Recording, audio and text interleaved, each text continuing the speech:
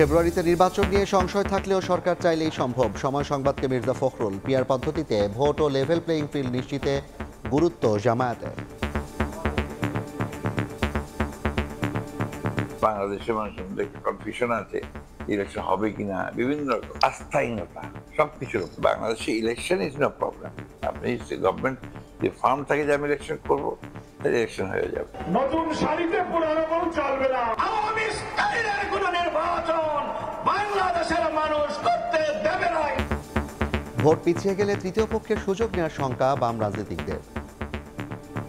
ফেব্রুয়ারি নির্বাচন যদি বিলম্বিত হয়, সামাজিক নৈরাজ্য খুব দ্রুতই একটা রাজনৈতিক নৈরাজ্যে পর্যবসিত হবে। নির্বাচন যে নিজেই সংস্কারের একটা গুরুত্বপূর্ণ অংশ, এইটা তারা ভুলে গেছেন। দেখছিলেন প্রধান শিরোনাম। রাতের সময় সঙ্গে আছি আমি জাফর সাদিক। এবার অন্যান্য শীর্ষ সংবাদ। জাতিসংঘ সাধারণ পরিষদের ভাষণে নির্বাচন নিয়ে গুরুত্বপূর্ণ বার্তা দেবেন প্রধান উপদেষ্টা। তুলে ধরবেন সংস্কার কর্মসূচি ও ভবিষ্যৎ বাংলাদেশের রূপরেখা।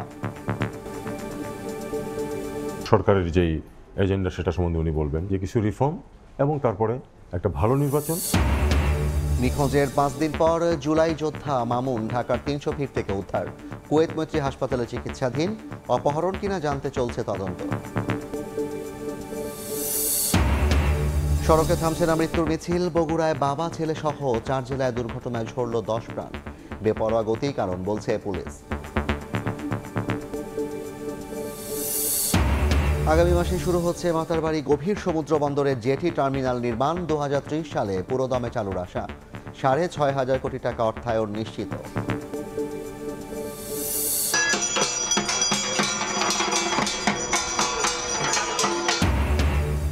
রংতুলিতে সাজছে মন্দির। চলছে শেষ সময়ের প্রস্তুতি।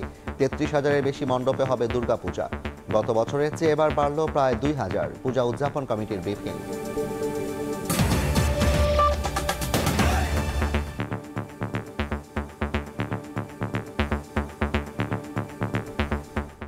ফেব্রুয়ারিতে নির্বাচন নিয়ে দেশের মানুষ সংশয়ে আছে উল্লেখ করে বিএনপি মহাসচিব মির্জা ফখরুল ইসলাম আলমগীর বলেছেন, সরকার চাইলেই নির্ধারিত সময়ে ভোট করা সম্ভব।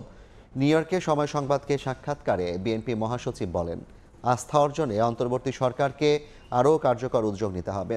তিনি মনে করেন, প্রধান উপদেষ্টা নির্বাচনের ব্যাপারে আন্তরিক। বিশ্ববাসীকে সেই বার্তা দিতে জাতিসংঘ অধিবেশনে সফরসঙ্গী হিসেবে রাজনীতিকদের যুক্ত করেছেন। হাসানুজ্জামান সাকির রিপোর্ট। জাতিসংঘ সাধারণ পরিষদের অধিবেশনে যোগ দিতে যুক্তরাষ্ট্রে অবস্থান করছেন বিএনপি মহাসচিব মির্জা ফখরুল ইসলাম আলমগীর। প্রধান উপদেষ্টার সফরসঙ্গী হয়ে তিনি নিউ ইয়র্কে এসেছেন। নির্বাচন নিয়ে আলোচনায় মির্জা ফখরুল বলেন, প্রায় 2 দশক ধরে দেশের জনগণ ভোটাধিকার প্রয়োগ করতে পারেনি। পতিত শেখ হাসিনা সরকার সুষ্ঠু নির্বাচন হতে দেয়নি। আওয়ামী লীগ সরকার পতনের পরও মানুষের মধ্যে একই সংশয় রয়ে গেছে। বাংলাদেশের মানুষের মধ্যে একটা কনফিউশন আছে, ইলেকশন হবে কিনা, বিভিন্ন রকম।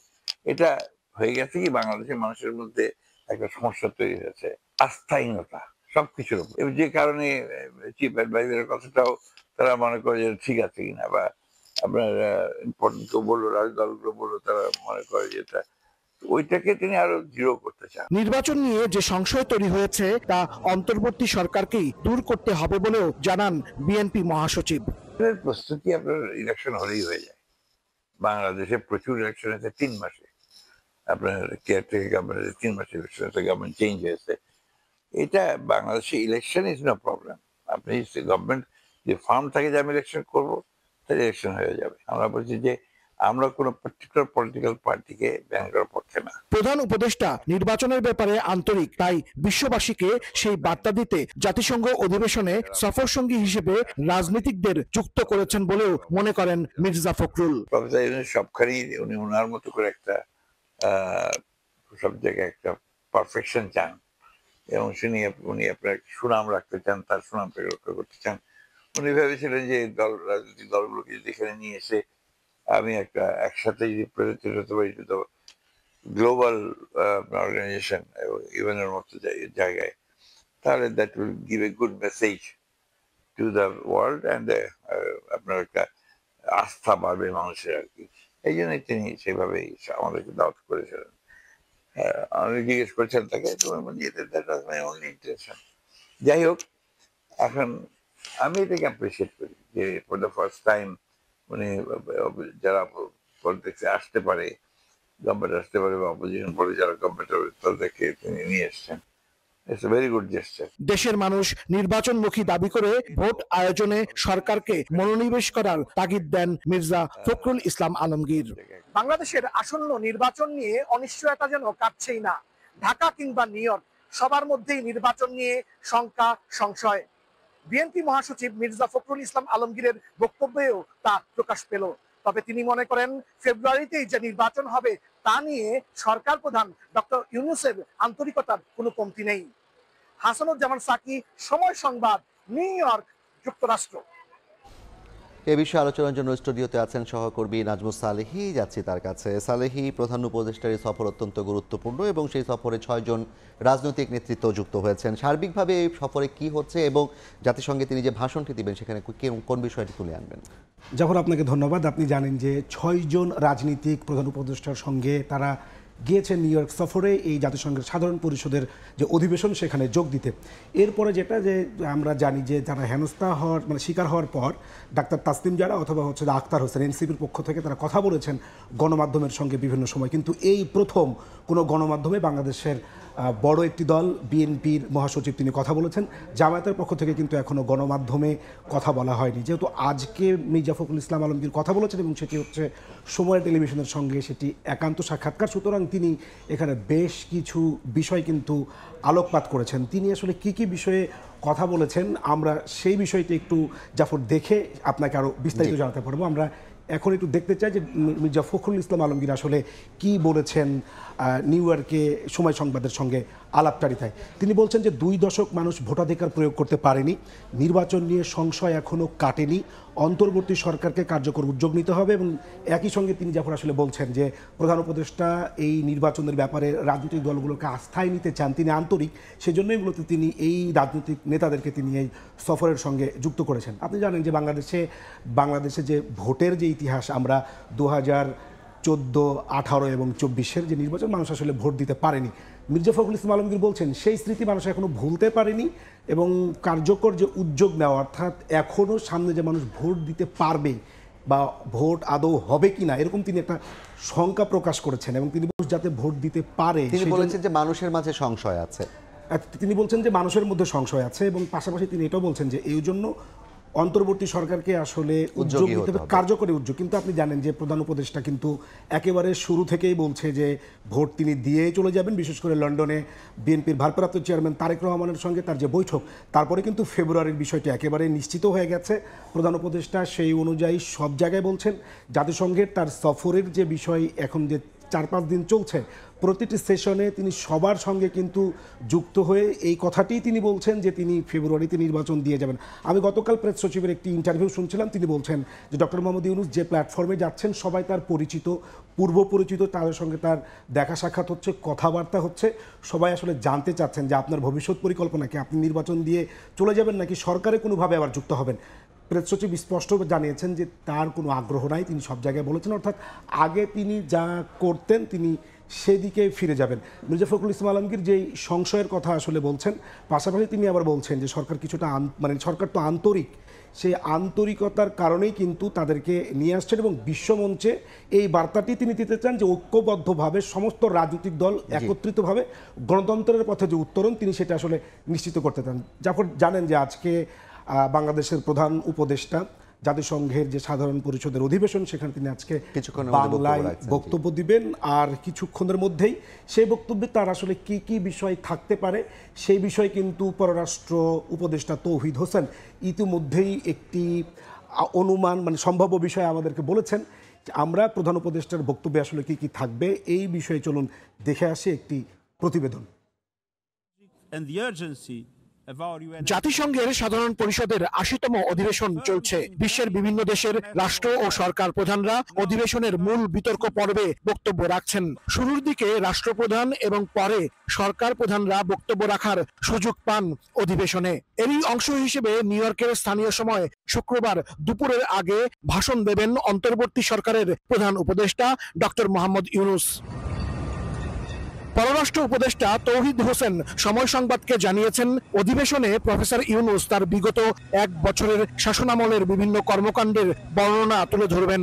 ডে ওয়ান থেকেই তো মূল লক্ষ্য ছিল যে কিছু রিফর্ম এবং তারপরে একটা ভালো নির্বাচন করে নির্বাচিত যারা হবেন, জনগণ যাদেরকে ভোট দেবে তাদের হাতে ক্ষমতা হস্তান্তর করা। আমি মনে করি যে এটা এই মুহূর্তে ওনার জন্য, এটা ওনার নিজেরও এটাই সবচেয়ে বড় যেটা ওনার এজেন্ডা, এবং সেটাই উনি করার চেষ্টা করবেন। পররাষ্ট্র উপদেষ্টা জানান, বৈশ্বিক ও অভ্যন্তরীণ নানা ইস্যুতে জাতিসংঘে বাংলাদেশের অবস্থান পরিষ্কার করবেন প্রফেসর ইউনূস। সেই সঙ্গে বিশ্ব দরবারে তুলে ধরবেন বাংলাদেশের আগামীর রূপরেখা। হাই লেভেল সেগমেন্ট যে 3-4 দিনে, ওখানে 26 তারিখে উনি তার বক্তব্য রাখবেন। সেটার আপনারা তখন জানতে পারবেন যে এক্স্যাক্টলি কি। এটাতে তো ন্যাচারালি তার সরকারের যেই এজেন্ডা সেটা সম্বন্ধে উনি বলবেন। এদিন ভাষণের পর বেশ কয়েকটি গুরুত্বপূর্ণ কর্মসূচিতেও অংশ নেবেন প্রধান উপদেষ্টা। দ্বিপাক্ষিক বৈঠক করবেন বিভিন্ন দেশের রাষ্ট্র ও সরকার প্রধানের সঙ্গে। সরকার প্রধান হিসেবে জাতিসংঘ সাধারণ পরিষদের অধিবেশনে এটাই কি হবে ডক্টর মোহাম্মদ ইউনূসের শেষ অধিবেশন? রোহিঙ্গা সংকট, রাশিয়া ইউক্রেন যুদ্ধ, গাজায় ফিলিস্তিনিদের উপর ইসরায়েলি বাহিনীর আগ্রাসন, সেই সঙ্গে আগামী ফেব্রুয়ারিতে বাংলাদেশের জাতীয় সংসদ নির্বাচন। বিশ্ব দরবারে কি বলবেন প্রধান উপদেষ্টা? এখন তাই দেখার অপেক্ষা। হাসানুজ্জামান সাকি, সময় সংবাদ, জাতিসংঘ সদর দপ্তর, নিউ ইয়র্ক। জাফর, প্রতিবেদনটি দেখছিলেন, আমাদের হাতে এই সংক্রান্ত আরও বেশ কিছু তথ্য আছে। আমরা সেগুলো একটু বিশ্লেষণ করে দেখব যে প্রধান উপদেষ্টার সম্ভাব্য ভাষণে আসলে কি কি থাকবে।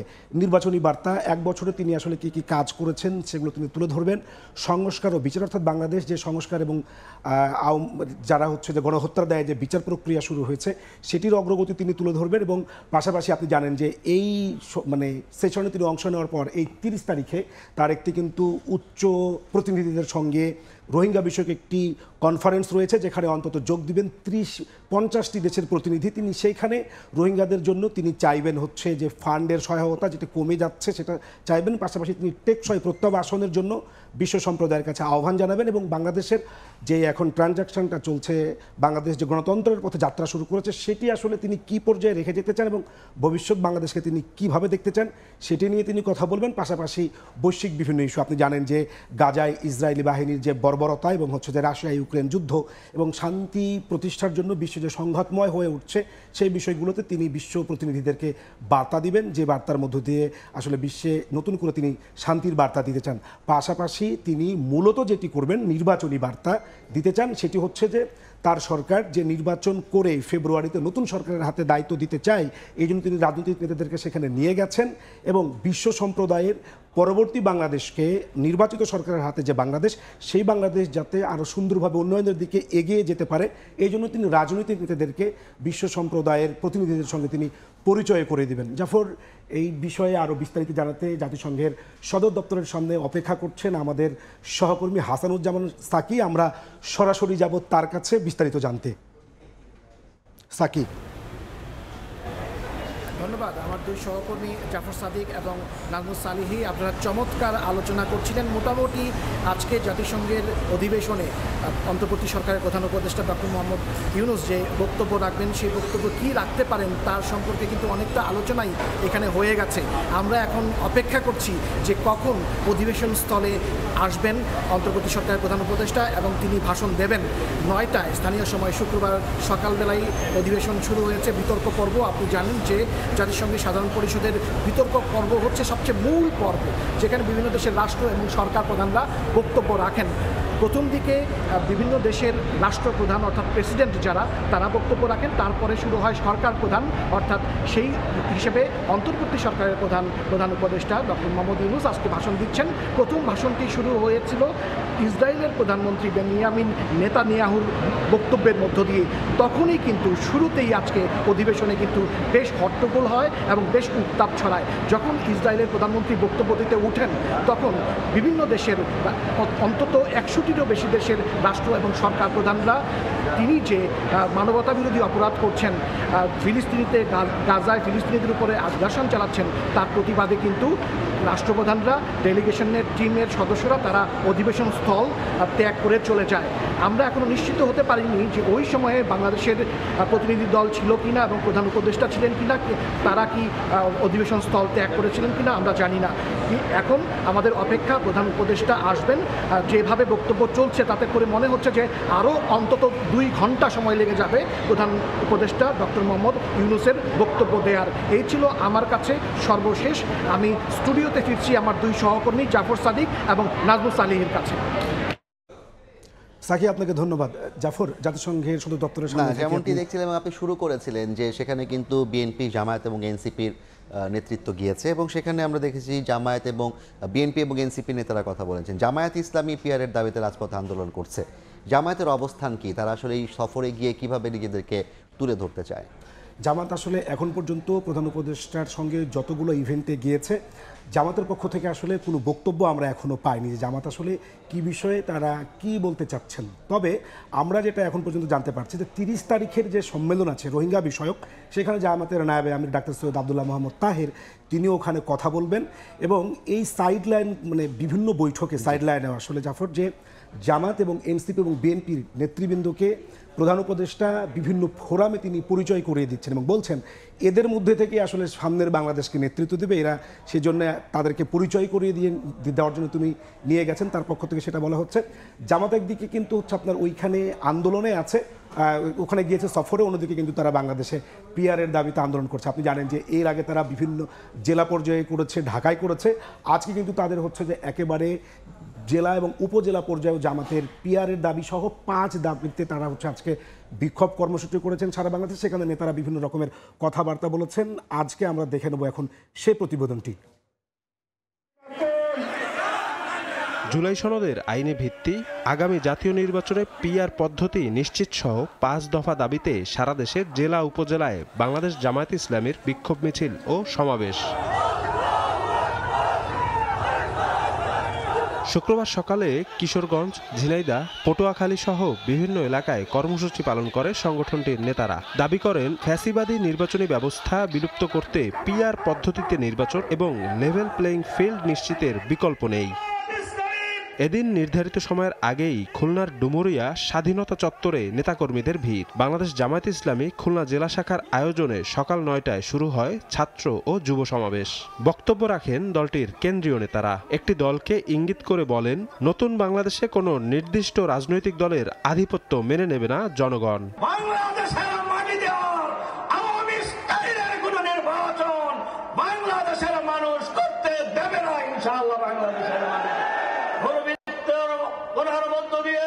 সন্ত্রাসী কর্মকাণ্ড আর বাংলাদেশে চলতে দেওয়া হবে না। আপনি জানেন না আপনার একটা বক্তব্যের মাধ্যমে কত মানুষ আপনাদের প্রতি ঘৃণা প্রদর্শন করে। আপনি জানেন না আপনার দলের আপনার নিজের কত দলের লোকের আপনাদেরকে এখন অপছন্দ করে।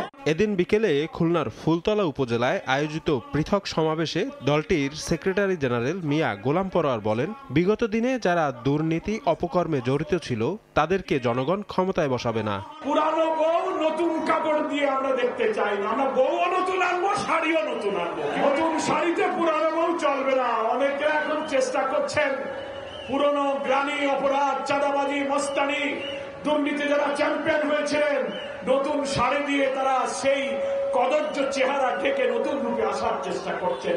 বাংলার মানুষ সেটা গ্রহণ করবে না। আগামীতে সারা দেশে ছাত্র ও যুব সমাবেশ করার ঘোষণা দেন জামাত সেক্রেটারি। শফিক মুন্সি, সময় সংবাদ। জাফর, প্রতিবেদনটি আপনি দেখছিলেন। মির্জা ফখরুল ইসলাম আলমগীর নির্বাচন নিয়ে যে সংশয় প্রকাশ করেছে, জামায়াতের আজকের যে কর্মসূচি তাতে জামাতের শীর্ষস্থানীয় নেতারা যে ধরনের বক্তব্য দিয়েছেন তাতেই আসলে এর সঙ্গে সংযোগ খোঁজেন অনেক বিশ্লেষক, এটা খোঁজার চেষ্টা করেন। জামায়াতের আজকের দিনের যে বক্তব্য সেখানে আসলে মোটা দাগে কী কী ছিল তা যদি আমরা আজকে একটু দেখি তাহলে এই বিষয়টি নিয়ে আমরা আরেকটু কথা বলতে পারবো। সেটা জামাতের বিক্ষোভে আজকে নেতারা বিভিন্ন জায়গায় বলার চেষ্টা করেছেন যে পিআর না হলে ফ্যাসিবাদ আবার ফিরে আসবে, তারা সে আশঙ্কা করেছেন।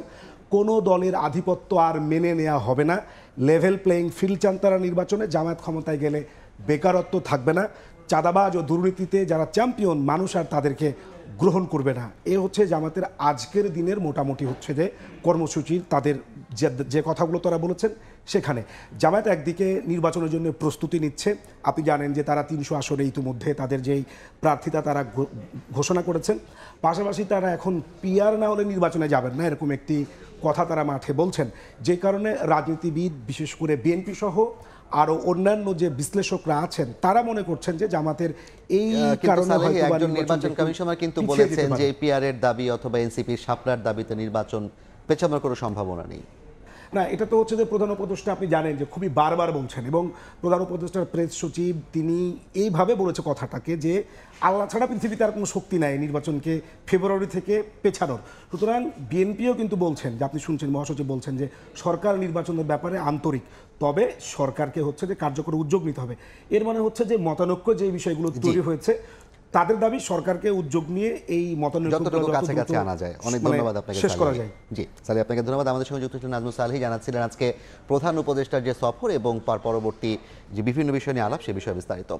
ফেব্রুয়ারির নির্বাচন বিলম্বিত হলে রাজনৈতিক দলগুলো বিভক্ত হয়ে পড়বে, যার সুযোগ নেবে তৃতীয় পক্ষ, এমন মন্তব্য করেছেন বিপ্লবী ওয়ার্কার্স পার্টির সাধারণ সম্পাদক সাইফুল হক। আর গণসংহতি আন্দোলনের প্রধান সমন্বয়কারী জুনায়েদ সাকি বলেছেন, নির্বাচন আর সংস্কারকে মুখোমুখি দাঁড় করিয়ে ভোট পেছানোর পাঁয়তারা করছে কেউ কেউ।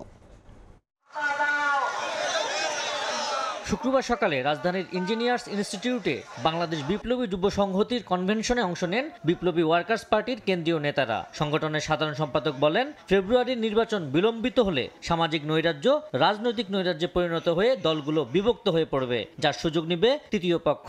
ফেব্রুয়ারির নির্বাচন যদি বিলম্বিত হয়, যদি ভেস্তে যায় বিদ্যমান যে সামাজিক নৈরাজ্য, এই সামাজিক নৈরাজ্য খুব দ্রুতই একটা রাজনৈতিক নৈরাজ্যে পর্যবসিত হবে।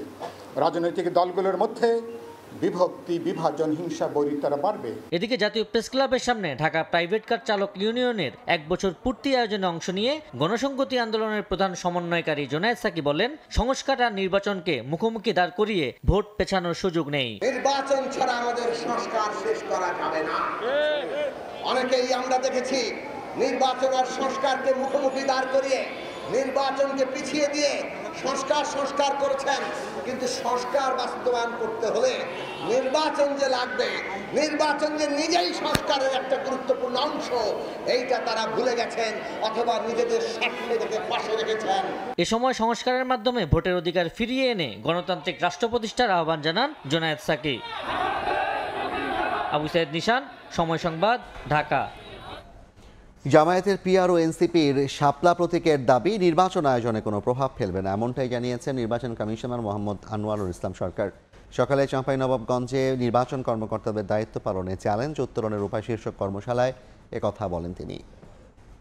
পিআর পদ্ধতি দলের বরাদ্দ বিষয়ক প্রশ্ন, এবং আপনাদের প্রশ্ন হচ্ছে যে এই বিষয়গুলো নিয়ে নির্বাচনে কোনো প্রভাব ফেলবে কিনা, কোনো সমস্যার সৃষ্টি হবে কিনা।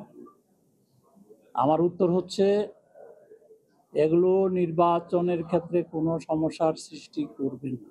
নির্বাচন কমিশন সাংবিধানিক প্রতিষ্ঠান, বিদ্যমান আইনের আওতায় সে সমস্ত কাজ করে যাচ্ছে এবং নিখোঁজের 5 দিন পর খোঁজ মিলেছে বৈষম্য বিরোধী ছাত্র আন্দোলনের তুরাগ থানার সাবেক যুগ্ম আহ্বায়ক মাওলানা মামুনুর রশিদের। পূর্বাঞ্চলের একটি মসজিদের পাশ থেকে তুরাগ থানা পুলিশ তাকে উদ্ধার করে, পরে ভর্তি করা হয় কুয়েত বাংলাদেশ মৈত্রী হাসপাতালে। অপহরণ নাকি অন্য ঘটনা সেটি নিশ্চিত হওয়ার জন্য তদন্ত চালিয়ে যাওয়ার কথা জানিয়েছে পুলিশ। এই প্রতিবেদনটি আমরা কিছুক্ষণ পর দেখব, তার আগে আমরা দেখে আসি জাতিসংঘ সাধারণ পরিষদের অধিবেশনে বাংলায় ভাষণ দিচ্ছেন প্রধান উপদেষ্টা ডক্টর মোহাম্মদ ইউনূস। পরিষদে উপস্থিত সকল সদস্য রাষ্ট্রকে অভিনন্দন জানাচ্ছি। এবারের অধিবেশন অতীত দর্শনের ভবিষ্যতের রূপরেখা তৈরি উভয়ের জন্য বিশেষভাবে গুরুত্বপূর্ণ। 8 দশক ধরে জাতিসংঘ ধারাবাহিকভাবে তার কর্মপরিধি সম্প্রসারিত করেছে এবং নানা ক্ষেত্রে আরো গভীরভাবে সম্পৃক্ত হয়েছে। বিশ্বশান্তি ও নিরাপত্তা, মানবাধিকার, বিশ্বব্যাপী জীবনমানের উন্নয়ন, ন্যায় বিচার, ন্যায্যতা ও সমতা প্রসারে জাতিসংঘ অনস্বীকার্যভাবে ভূমিকা রেখেছে। জাতিসংঘের কারণেই আজ বিশ্বের 120টি দেশের প্রায় 13 কোটি বিপদাপন্ন মানুষকে জরুরি খাদ্য ও মৌলিক মানবিক সহায়তা এবং 45% শিশুকে টিকা প্রদান করা সম্ভব হচ্ছে। জাতিসংঘের সংস্থাগুলো বহুপাক্ষিক সহযোগিতায় বিশ্বের প্রতিটি প্রান্তে খাদ্য, বিশুদ্ধ পানি, স্যানিটেশন, টিকা এবং অন্যান্য জীবন রক্ষাকারী সেবা ও সরঞ্জামের যোগান দিয়ে দুর্দশাগ্রস্ত মানুষের পাশে দাঁড়িয়েছে। পাশাপাশি গত কয়েক দশকে আন্তঃরাষ্ট্রীয় সংঘাত নিরসন এবং বহু বৈশ্বিক চ্যালেঞ্জ মোকাবেলায় জাতিসংঘের সীমাবদ্ধতাও আমরা প্রত্যক্ষ করেছি। তবু সামগ্রিকভাবে জাতিসংঘের ভূমিকা মানব জাতির জন্য ইতিবাচক ও কল্যাণকর। মাননীয় সভাপতি, গত বছর আপনাদের এই মহান সভায় আমি দাঁড়িয়েছিলাম সদ্য গণ-অভ্যুত্থান সংগঠিত একটি দেশের রূপান্তরের আকাঙ্ক্ষা আপনাদের শোনানোর জন্য। আজ এই রূপান্তরের অগ্রযাত্রায় আমরা কতটুকু অগ্রসর হতে পেরেছি তা আমি বলবো। পৃথিবীর প্রতি 10 জনের মধ্যে 3 জনের নিবাস বাংলাদেশ, কিন্তু সেই কারণে অথবা ভূ রাজনৈতিকভাবে বিশ্বের একটি গুরুত্বপূর্ণ অবস্থানে বাংলাদেশ রয়েছে বলে আমাদের ইতিহাস জানার দরকার তা কিন্তু নয়, বরং এই কারণে বাংলাদেশের এই বর্ণনাটি গুরুত্বপূর্ণ যে তা সাধারণ মানুষের অসাধারণ ক্ষমতার উপর আস্থা তৈরি করবে। এই কারণে বর্ণনাটি গুরুত্বপূর্ণ, তা বিশ্বের সকল দেশের মধ্যে আশার সঞ্চার করবে। যে সংকট যত গভীরই হোক না কেন, তার নিরসন যত অসম্ভবই মনে হোক না কেন, কখনই তা উত্তরণের পথ হারিয়ে ফেলে না। মাননীয় সভাপতি, সাম্য, মানবিক মর্যাদা ও সামাজিক ন্যায় বিচারের দাবিতে এক রক্তক্ষয়ী সংগ্রামের মাধ্যমে 1971 সালে বাংলাদেশের জন্ম। কিন্তু যে অধিকার প্রতিষ্ঠার জন্য আমরা বিশাল আত্মত্যাগ করেছিলাম তা গত 5 দশকে বারবার বাধাপ্রাপ্ত হয়েছে। বারবার আমাদের ছেলে মেয়েদের নেতৃত্বে আমাদের জনগণকে অসংখ্য ত্যাগ স্বীকার করে সে অধিকারকে পুনঃপ্রতিষ্ঠিত করতে হয়েছে। এই বছর আমরা জুলাই গণঅভ্যুত্থানের প্রথম বার্ষিকী পালন করেছি। যে অভ্যুত্থানে আমাদের তরুণ সমাজ স্বৈরাচারকে পরাভূত করেছিল, যার ফলে আমরা বৈষম্যমুক্ত ন্যায় বিচার ভিত্তিক সমাজ বিনির্মাণের অভিযাত্রা নতুনভাবে শুরু করতে পেরেছি। সেই বৈষম্যমুক্ত ন্যায় বিচার ভিত্তিক সমাজ বিনির্মাণের আকাঙ্ক্ষা পূরণের দায়িত্ব দেওয়া হয় আমাকে ও আমার সহকর্মীদের। ভেঙে পড়া রাষ্ট্র কাঠামোকে পুনর্গঠন করে জনগণের আকাঙ্ক্ষা পূরণের জন্য প্রয়োজন ছিল ব্যাপক প্রাতিষ্ঠানিক সংস্কারের। যে বিপুল জনসমর্থনের মাধ্যমে আমরা দায়িত্ব পেয়েছিলাম, তার প্রেক্ষাপটে আমাদের জন্য সহজ পথ ছিল নির্বাহী আদেশে সংস্কার কাজগুলো সম্পন্ন করা। কিন্তু আমরা বেছে নেই সেই কঠিন পথ, অন্তর্ভুক্তিমূলক ও টেকসই পথ। আমাদের লক্ষ্য ছিল ক্ষমতার ভারসাম্যপূর্ণ একটি গণতান্ত্রিক রাষ্ট্র কাঠামো গড়ে তোলা, যেখানে আর কোনো স্বৈরশাসকের আবির্ভাব হবে না, কোনো নির্বাচিত নেতা রাষ্ট্রের গণতান্ত্রিক স্বরূপকে ক্ষুণ্ণ করতে পারবে না, কিংবা রাষ্ট্র জনগণের রক্ষকরা ভক্ষকে পরিণত হতে পারবে না। শাসন ব্যবস্থা, বিচার বিভাগ, নির্বাচন ব্যবস্থা, জনপ্রশাসন, আইন শৃঙ্খলা রক্ষা, দুর্নীতি বিরোধী কার্যক্রম, নারী অধিকার সহ সকল জাতীয় গুরুত্বপূর্ণ ক্ষেত্রে প্রয়োজনীয় সংস্কার করার জন্য আমরা 11টি স্বাধীন সংস্কার কমিশন প্রতিষ্ঠা করি। কমিশনগুলি জনমত যাচাই ও গভীর পর্যালোচনা করে বিস্তারিতভাবে সংস্কার কার্যক্রম সমূহ সুপারিশ করে। এই সংস্কার সুপারিশগুলো টেকসইভাবে বাস্তবায়নের জন্য আমরা একটা জাতীয় ঐক্যমত্য কমিশন গঠন করি, যারা 30টিরও বেশি রাজনৈতিক দল ও জোটকে নিয়ে এই আলোচনায় বসে। এই কমিশনের লক্ষ্য ছিল সংস্কার প্রস্তাবগুলোর প্রতি দলমত নির্বিশেষে একটি টেকসই সামাজিক অঙ্গীকার তৈরি করা। আমাদের এই অন্তর্ভুক্তিমূলক পদক্ষেপ সফল হয়। আমরা জুলাই অভ্যুত্থানের 1 বছর পূর্তিতে রাজনৈতিক দলগুলোর সাথে একই মঞ্চে দাঁড়িয়ে সকলে মিলে জুলাই ঘোষণার মাধ্যমে এই সংস্কার কার্যক্রমের প্রতি আমাদের সময়াবদ্ধ অঙ্গীকার ব্যক্ত করি। অর্থাৎ আগামী নির্বাচনে যে দলে জনগণের সমর্থন পাক না কেন, সংস্কার কার্যক্রম বাস্তবায়নে আর কোনো অনিশ্চয়তার অবকাশ থাকবে না। আপনারা জানেন যে আগামী বছরের ফেব্রুয়ারি মাসে আমরা জাতীয় নির্বাচন অনুষ্ঠানের প্রস্তুতি নিচ্ছি। পাশাপাশি স্বচ্ছতা ও জবাবদিহিতা, আইনের শাসন নিশ্চিত করবার জন্য আমাদের নিরবচ্ছিন্নভাবে নাগরিক বান্ধব সংস্কার চালিয়ে যাচ্ছি। মাননীয়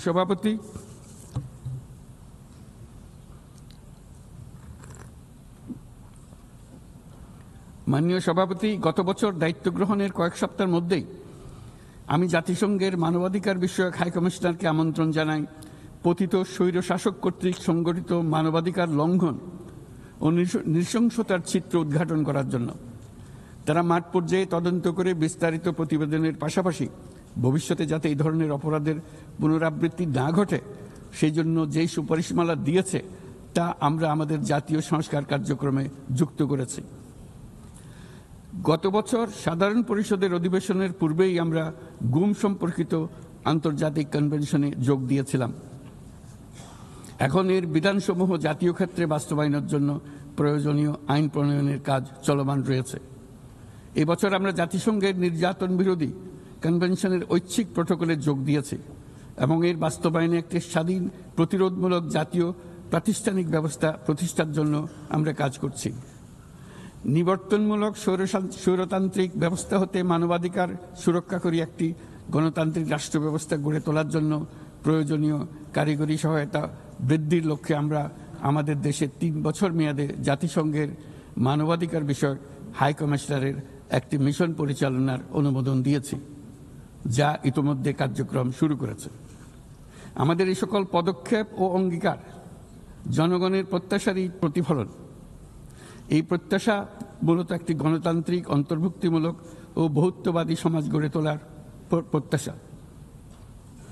মাননীয় সভাপতি, আমাদের উন্নয়ন কৌশলের কেন্দ্রবিন্দুতে রয়েছে সুশাসন, সামাজিক অন্তর্ভুক্তি ও টেকসই উন্নয়ন। বিগত দেড় দশকের অভিজ্ঞতায় আমরা দেখেছি যে জবাবদিহিতা ছাড়া যে কোনো উন্নয়ন ক্ষণস্থায়ী ও ভঙ্গুর। রাজনৈতিক হীনস্বার্থ ও দুর্নীতির উদ্দেশ্যে গৃহীত অবকাঠামো প্রকল্প শুধু যে অর্থনীতির উপরে চাপ বাড়ায় তা নয়, তার জনগণের কোনো কল্যাণও করে না। দায়িত্ব গ্রহণের পর আমরা একে একে আবিষ্কার করি দুর্নীতি ও জনগণের সম্পদ চুরি কি ব্যাপক বিস্তৃতি লাভ করেছিল এবং তার ফলশ্রুতিতে দেশের সামষ্টিক অর্থনীতির অবস্থা কি ভয়ানক, নাজুক ও ভঙ্গুর হয়ে পড়েছিল। আমরা এর অবসান ঘটাচ্ছি যেন আর কখনোই উন্নয়নকে জনগণের সম্পদ আত্মসাতের অজুহাত হিসেবে ব্যবহার করা না যায়। দেশের নাজুক অর্থনৈতিক পরিস্থিতি মজবুত করতে আমরা সংস্কারমূলক কিছু কঠিন কিন্তু প্রয়োজনীয় সিদ্ধান্ত গ্রহণ করেছি। সবচেয়ে গুরুত্বপূর্ণ একটা সংস্কার হলো রাজস্ব আহরণ ব্যবস্থাপনার সংস্কার। যে নীতি ও প্রণয়ন বাস্তবায়ন সংস্থাকে পৃথক করার জন্য আইন প্রণয়ন করা হয়েছে, এর মাধ্যমে স্বচ্ছতা ও জবাবদিহিতা নিশ্চিত হবে এবং রাজস্ব আহরণ বৃদ্ধি পাবে। এই উদ্যোগগুলো সদ্য সমাপ্ত FFD4 সম্মেলনে গৃহীত সেভিয়া অঙ্গীকারের সঙ্গে সামঞ্জস্যপূর্ণ। আমরা আশা করি যে বাংলাদেশে যেমন সেভিয়া অঙ্গীকারের সাথে সামঞ্জস্য রেখে সংস্কার করবার চেষ্টা করছি, তেমনি উন্নত বিশ্বেও সেভিয়ার সামষ্টিক অঙ্গীকার অনুসারে তাদের দায়িত্ব পালনে আন্তরিক হবে। একই সাথে আমরা মনে করি আন্তর্জাতিক অর্থায়ন ব্যবস্থা, বৈশ্বিক আর্থিক প্রতিষ্ঠানগুলোর সিদ্ধান্ত গ্রহণ প্রক্রিয়া ও ব্যবস্থাপনার সংস্কার, একটি অন্তর্ভুক্তিমূলক আন্তর্জাতিক কর সহযোগিতার বৈশ্বিক কাঠামো, অবৈধ আর্থিক প্রবাহ ও দুর্নীতির বিরুদ্ধে সমন্বিত বৈশ্বিক পদক্ষেপ গ্রহণ এবং অবৈধ দুর্নীতিলব্ধ অর্থ পাচারকৃত সম্পদ পুনরুদ্ধারেও আন্তর্জাতিক সহযোগিতা বৃদ্ধি অত্যন্ত গুরুত্বপূর্ণ। মাননীয় সভাপতি, দেশের পাচার হওয়া অবৈধ সম্পদ পুনরুদ্ধার করা বর্তমানে আমাদের অন্যতম শীর্ষ অগ্রাধিকার। গত 15 বছরে দুর্নীতির মাধ্যমে শত শত কোটি ডলার অবৈধভাবে বিদেশে পাচার করা হয়েছে। আমরা নিরলসভাবে এই সম্পদ ফেরত আনার চেষ্টা করছি, কিন্তু সংশ্লিষ্ট দেশগুলোর আইনি প্রক্রিয়া এবং অন্যান্য নানাবিধ প্রতিবন্ধকতার কারণে আমাদের এই প্রচেষ্টা বারে বারে বাধাগ্রস্ত হচ্ছে। সংশ্লিষ্ট দেশগুলোর দৃঢ় সদিচ্ছা ছাড়া আমরা পাচার হওয়া অবৈধ সম্পদ পুনরুদ্ধারে সফল হতে পারছি না। বিশ্বের বিদ্যমান অর্থনৈতিক ব্যবস্থা উন্নয়নশীল দেশ থেকে সম্পদের এই অবৈধ পাচারকারীদের কার্যকরীভাবে প্রতিরোধ করতে ব্যর্থ হচ্ছে। কোনো কোনো ক্ষেত্রে আন্তর্জাতিক আর্থিক প্রতিষ্ঠানগুলোর বিধিবিধানগুলো বিশ্বব্যাপী বিভিন্ন ট্যাক্স হ্যাভেনে বিপুল পরিমাণে অবৈধ অর্থ স্থানান্তরে উৎসাহিত করছে। তাই যেসব দেশ ও প্রতিষ্ঠান এই পাচারকৃত সম্পদ গচ্ছিত রাখবার সুযোগ দিচ্ছে, তাদের আমি আহ্বান জানাচ্ছি তারা যেন এই অপরাধের সঙ্গে শরিক না হয়। এই সম্পদ তার প্রকৃত মালিককে অর্থাৎ কৃষক, শ্রমিক এবং সাধারণ করদাতাদের নিকট ফিরিয়ে দেন।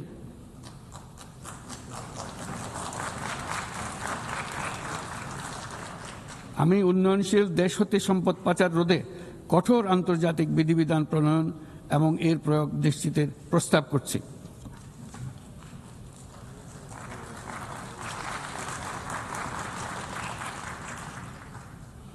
মাননীয় সভাপতি, রাজস্ব খাতের ঐতিহাসিক সংস্কারের পাশাপাশি আমরা বাজারভিত্তিক মুদ্রা বিনিময় হার চালু করেছি। ব্যাংক খাতে অ্যাসেট কোয়ালিটি রিভিউ, নতুন ব্যাংক রেজলিউশন অধ্যাদেশ, আসন্ন ডিপোজিট প্রোটেকশন অধ্যাদেশের মাধ্যমে শৃঙ্খলা ও স্থিতিশীলতা ফিরিয়ে আনছি। পুঁজিবাজারে সংস্কার, টাস্কফোর্স ও শক্তিশালী তদন্ত ব্যবস্থার মাধ্যমে তদারকি আধুনিকীকরণ করেছি। সরকারি ক্রয় ব্যবস্থায় ডিজিটাল টেন্ডারিং বাধ্যতামূলক করা হয়েছে এবং স্বার্থের সংঘাত সংশ্লিষ্ট তথ্য প্রকাশ বাধ্যতামূলক করা হয়েছে। পাশাপাশি নতুন পাবলিক অ্যাকাউন্টস অডিট অধ্যাদেশের মাধ্যমে জবাবদিহিতা আরও জোরদার করা হয়েছে। শুধুমাত্র আর্থিক স্থিতিশীলতা অর্জনের সীমাবদ্ধ না থেকে আমরা বিনিয়োগ বান্ধব পরিবেশ গড়ে তুলছি। বাংলাদেশ সিঙ্গল উইন্ডো এখন 19টি সংস্থাকে একীভূত করে কাস্টম প্রক্রিয়া সহজ করেছে। দ্রুত বাণিজ্যিক বিরোধ নিষ্পত্তির জন্য বিশেষায়িত বাণিজ্য আদালত গঠিত হয়েছে। বিনিয়োগ উন্নয়ন কর্তৃপক্ষ বা বিডা ওয়ান স্টপ সার্ভিস সাবলীলভাবে প্রদানের জন্য সমন্বয় কমিটি গঠন করেছে। নিয়ন্ত্রণ কর্তৃপক্ষগুলোকে একই ছাদের নিচে নিয়ে আসা হয়েছে এবং ভিসা ও ওয়ার্ক পারমিট প্রক্রিয়া সহজ করা হয়েছে। এফডিআই, হিটম্যাপ ও জাতীয় সেমিকন্ডাক্টর টাস্কফোর্স বিনিয়োগকারীদের কাছে উচ্চ সম্ভাবনাময় খাতগুলোর তথ্য সহজ ও স্বচ্ছভাবে তুলে ধরছে। বাণিজ্য লজিস্টিক্সেও উন্নতি ঘটেছে। চট্টগ্রাম বন্দরে গত আগস্টে কন্টেইনার হ্যান্ডলিংয়ে 27% প্রবৃদ্ধি ঘটেছে, যা দক্ষতার উল্লেখযোগ্য অগ্রগতি নির্দেশ করে। এসব উদ্যোগ অর্থনৈতিক শাসন ব্যবস্থাকে যেমন সুদৃঢ় করেছে, তেমনি বিনিয়োগকারীকেও নিরাপদ করেছে। এইসব সংস্কারের ফলে বাংলাদেশ এখন টেকসই ও অন্তর্ভুক্তিমূলক বিনিয়োগ ও অর্থনৈতিক প্রবৃদ্ধির এক পর্যায়ে প্রবেশ করেছে। এর পাশাপাশি এত স্বল্প সময়ে অর্থনৈতিকভাবে ঘুরে দাঁড়ানোর পেছনে আমাদের প্রবাসীরা গুরুত্বপূর্ণ অবদান রেখেছেন।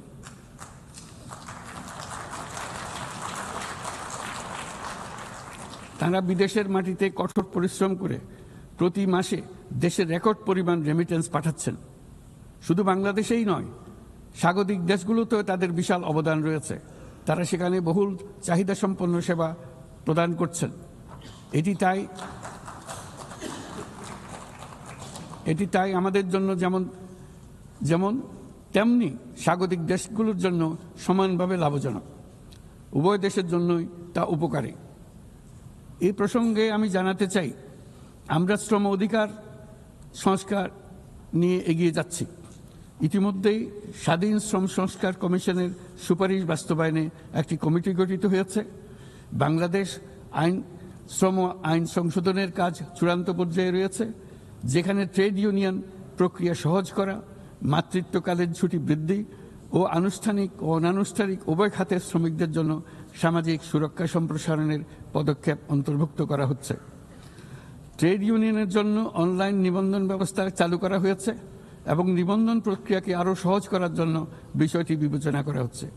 পাশাপাশি শ্রমিকদের অধিকার সুরক্ষায় আমাদের অঙ্গীকারের নিদর্শন স্বরূপ সম্প্রতি আমরা ইসলামী সহযোগিতা সংস্থার লেবার সেন্টারের সংবিধানটি স্বাক্ষর করেছি। এই কারণেই আমরা নিরাপদ, সুশৃঙ্খল ও নিয়মিত অভিবাসনকে সমর্থন করি এবং যেসব দেশে প্রবাসী শ্রমিকরা যান সেসব দেশে তাদের জন্য সহমর্মিতা ও সুরক্ষা নিশ্চিত করার আহ্বান জানাচ্ছি। উন্নত বিশ্ব যেখানে বয়স্ক জনসংখ্যার চাপে ভুগছে, সেখানে বাংলাদেশ অতি সৌভাগ্যবান। আমাদের 60শতাংশেরও বেশি মানুষের বয়স 35 বছরের নিচে। তাই অভিবাসন প্রক্রিয়াকে সহজ করলে তা উভয় পক্ষের জন্য উপকারী হবে। তরুণ জনসংখ্যার এই সুবিধাকে কাজে লাগিয়ে আমরা উন্নত বিশ্বের শ্রম সমস্যার সমাধান ও প্রয়োজন মেটাতে সক্ষম হব। মাননীয় সভাপতি, বাংলাদেশের তরুণ প্রজন্ম ইতিমধ্যে প্রমাণ করেছে যে তারা সমাজ পরিবর্তনের চালিকা শক্তি। আমরা তাদের দক্ষতা উন্নয়নে বিনিয়োগ করছি। তথ্য প্রযুক্তি, কৃত্রিম বুদ্ধিমত্তা, নবায়নযুক্ত শক্তি, পরিবেশ বান্ধব প্রযুক্তি সহ বিভিন্ন ক্ষেত্রে তাদের প্রশিক্ষণ দিচ্ছি। আমাদের লক্ষ্য হলো প্রত্যেক তরুণকে শুধুমাত্র চাকরি প্রার্থীর পরিবর্তে আমরা তাদেরকে উদ্যোক্তা হিসেবে গড়ে তুলতে চাই। এই উদ্দেশ্যে আমরা জাতিসংঘের সঙ্গে অংশীদারিত্বে মাঠ পর্যায়ে তরুণদের সঙ্গে সরকারের শীর্ষ নীতি নির্ধারকদের যুক্ত করার একটা স্থায়ী মাধ্যম চালু করেছি। ইতিমধ্যেই এই বিষয়ে সারা দেশে একাধিক পরামর্শ সভার আয়োজন করা হয়েছে। আজকের তরুণরা স্থানীয় পর্যায় থেকে জাতীয় পর্যায় পর্যন্ত সিদ্ধান্ত গ্রহণে অনলাইন অফলাইন ফোরাম, জরিপ এবং প্রচারণার মাধ্যমে তাদের জনপ্রতিনিধিদের সঙ্গে সরাসরি যুক্ত থাকতে চায়। তারা নেতৃত্ব বিকাশ, দক্ষতা বৃদ্ধি এবং ডিজিটাল সক্ষমতা উন্নয়নের জন্য আরও বেশি সুযোগ চায়। তারা চায় এই প্রক্রিয়ায় জবাবদিহিতা অন্তর্ভুক্ত থাকুক, নিয়মিত অগ্রগতি প্রতিবেদন এবং অব্যাহত সংলাপের প্রতিশ্রুতি থাকুক। সর্বোপরি প্রক্রিয়াটি হোক অন্তর্ভুক্তিমূলক, যাতে নারী, সংখ্যালঘু সম্প্রদায়, প্রতিবন্ধী, প্রান্তিক জনগোষ্ঠী সকলের অংশগ্রহণ ও নেতৃত্বের সমান সুযোগ থাকে। তরুণদের নিয়ে পরিকল্পনার ক্ষেত্রে এই বছরটি বিশেষভাবে গুরুত্বপূর্ণ, কারণ এই বছর আমরা বিশ্ব যুব পরিকল্পনায় 30তম বার্ষিকী পালন করছি। শুধু বর্তমান প্রজন্মের তরুণদের চ্যালেঞ্জ নয়, এই বছর তাই ভবিষ্যতেও তারা যে সংকট ও সমস্যার মুখোমুখি হবে তা অনুধাবন করে তার সম্ভাব্য সমাধান খুঁজে বের করারও সুযোগ এনে দিয়েছে। দ্রুত পরিবর্তনশীল প্রযুক্তির এই যুগে উন্নয়নশীল বিশ্বের তরুণদের জন্য আরও গভীর এক ডিজিটাল বিভাজন তৈরি হওয়ার ঝুঁকি আজ আমাদের একটি বড় উদ্বেগ। কোয়ান্টাম কম্পিউটিং, কৃত্রিম বুদ্ধিমত্তা, ভাষাভিত্তিক বৃহৎ মডেল কিংবা আধুনিক যোগাযোগ ব্যবস্থা, এইসব প্রযুক্তি যেন তাই পক্ষপাতদুষ্ট না হয় এবং এর সুফল যেন ন্যায্যভাবে সবার কাছে পৌঁছায়, তা আজ আমাদের নিশ্চিত করতে হবে। অন্যথায় বিশ্বব্যাপী এমন একটি প্রজন্ম তৈরি হবার ঝুঁকি রয়েছে যারা নিজেদেরকে বঞ্চিত, প্রান্তিক, অন্যায় অবিচারের শিকার হিসেবে বিবেচনা করবে। তারা সকল ধরনের ক্ষতিকারক প্রলোভনের সহজ লক্ষ্যবস্তুতে পরিণত হবে। আমরা মনে করি প্রযুক্তিগত উন্নয়নের সুফল বিশ্বব্যাপী ছড়িয়ে দিয়ে তরুণদের ঝুঁকিমুক্ত রাখার জন্য শুধু প্রযুক্তিগত উদ্ভাবন যথেষ্ট নয়, প্রয়োজন সামাজিক উদ্বোধন। আমরা প্রায় অর্ধ শতাব্দী আগে ক্ষুদ্র ঋণের ধারণা নিয়ে এসেছিলাম। তখন সেটি ছিল প্রথাগত ধারণার বিরুদ্ধে এক বৈপ্লবিক নিরীক্ষা, কিন্তু আজ বিশ্বব্যাপী তা মূলধারার হাতিয়ার হিসেবে স্বীকৃত। ক্ষুদ্র ঋণ লক্ষ লক্ষ মানুষকে দারিদ্র্য থেকে মুক্ত করেছে। উদাহরণস্বরূপ এমনকি মার্কিন যুক্তরাষ্ট্রে গ্রামীণ আমেরিকা বছরে এখন 6 বিলিয়ন, এখন সব মিলিয়ে $6 বিলিয়ন উপর ঋণ নিম্ন আয়ের নারী উদ্যোক্তাদের মধ্যে বিতরণ করেছে এবং এর প্রায় শতভাগ নিয়মিতভাবে পরিশোধ করে যাচ্ছে। বাংলাদেশ ও বিশ্বজুড়ে আজ সামাজিক ব্যবসার যে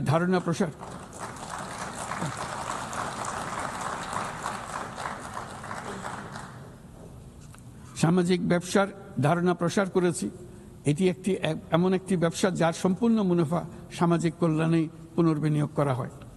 সামাজিক ব্যবসা প্রমাণ করেছে যে প্রতি মানুষের উদ্যোক্তা হওয়ার সত্তা সামাজিক কল্যাণে এবং সামাজিক সমস্যা সমাধানে কাজে লাগানো সম্ভব।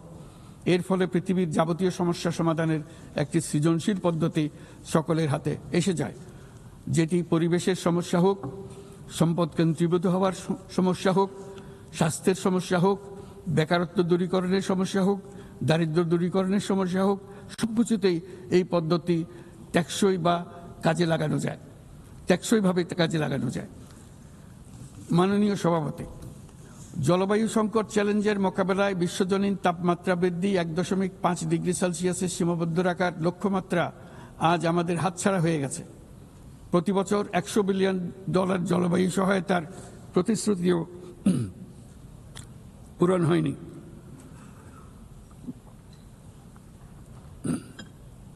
বরং যে ক্ষুদ্র অঙ্কের অর্থ বরাদ্দ হয়ে থাকে তাও কাগজে কলমে দেখানো হচ্ছে বহুগুণ হিসেবে। এটি সম্পূর্ণ অগ্রহণযোগ্য। আমাদের সন্তানদের ভবিষ্যতের জন্য এখনই কার্যকর ব্যবস্থা নিতে হবে। লস অ্যান্ড ড্যামেজ ফান্ড পুরোপুরি চালু করতে হবে। জলবায়ুর পরিবর্তনের বিরূপ প্রতিক্রিয়া প্রশমনের উদ্যোগ যেমন বাড়াতে হবে, তেমনি অভিযোজনেও সমান গুরুত্ব দিতে হবে। আর অভিযোজন প্রচেষ্টা হতে হবে দেশজ, স্থানীয়ভাবে নির্ধারিত এবং স্থানীয়ভাবে পরিচালিত। বাংলাদেশ ইতিমধ্যে স্থানীয়ভাবে সংবেদনশীল অভিযোজনের নীতিকে মূল ভিত্তি হিসেবে গ্রহণ করেছে। আসন্ন COP30 সম্মেলনে আমরা তৃতীয়বারের মতো জলবায়ু পরিবর্তন রোধ করবে আমাদের জাতীয় প্রতিশ্রুতি ঘোষণা করব, যেখানে জলবায়ু পরিবর্তনের বিরূপ প্রতিক্রিয়া প্রশমন লক্ষ্যের পাশাপাশি অভিযোজন উদ্যোগও থাকবে। বিশেষ গুরুত্ব পাবে ম্যানগ্রোভ বনাঞ্চল রক্ষা, জলাভূমি পুনরুদ্ধার করা। একই সঙ্গে আমরা আশা করি যে বৈশ্বিক সম্প্রদায়, বিশেষ করে উচ্চ কার্বন নিঃসরণকারী দেশগুলো তাদের দায়িত্বটুকু আন্তরিকভাবে পালন করবে।